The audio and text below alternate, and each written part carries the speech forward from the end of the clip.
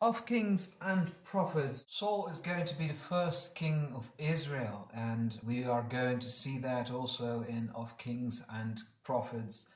But first, he wasn't really into all of this because, well, becoming king, that is a huge responsibility for a nation that has to deal with enemies that are probably far more powerful than actually they were. And we are at 1 Samuel 10, and this is the chapter where Samuel is going to anoint Saul king over all Israel. Then Samuel took a flask of olive oil and poured it on Saul's head and kissed him, saying, "Has not the Lord anointed you ruler over his inheritance? When you leave me today, you will meet two men near Rachel's tomb, at Zelzah, on the border of Benjamin. They will say to you, 'The donkeys you set out to look for have been found, and your father now has stopped thinking about them and is worried about you. He is asking, what shall I do about my son?' Then you will go on from there until you reach the great tree of Tabor. 3 men going up to worship God at Bethel will meet you there. One will be carrying 3 young goats, another 3 loaves of bread, and another a skin of wine. They will greet you and offer you 2 loaves of bread, which you will accept from them. After that you will go to Gibeah Elohim, where there is a Philistine outpost. As you approach the town, you will meet a procession of prophets coming down from the high place with lyres, timbrels, pipes, and harps being played before them. And they will be prophesying.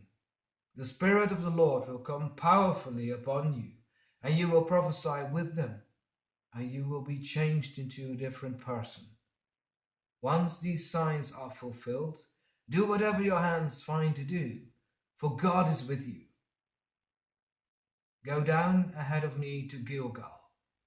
I will surely come down to you to sacrifice burnt offerings and fellowship offerings, but you must wait 7 days until I come to you and tell you what you are to do."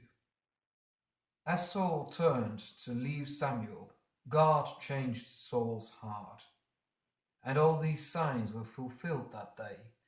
When he and his servant arrived at Gibeah, a procession of prophets met him. The Spirit of God came powerfully upon him, and he joined in their prophesying. When all those who had formerly known him saw him prophesying with the prophets, they asked each other, "What is this that has happened to the son of Kish? Is Saul also among the prophets?" A man who lived there answered, "And who is their father?" So it became a saying, "Is Saul also among the prophets?" After Saul stopped prophesying, he went to the high place.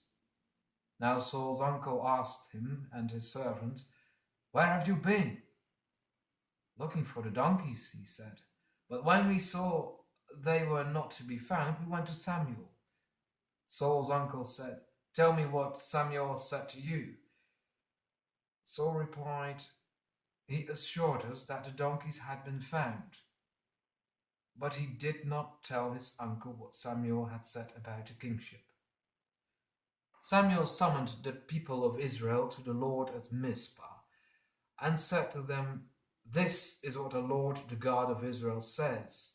I brought Israel up out of Egypt, and I delivered you from the power of Egypt and all the kingdoms that oppressed you. But you have now rejected your God, who saves you out of all your disasters and calamities.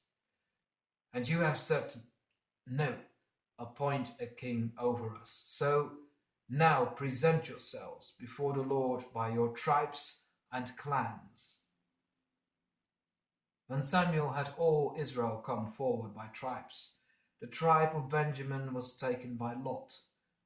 Then he brought forward the tribe of Benjamin, clan by clan, and Matri's clan was taken.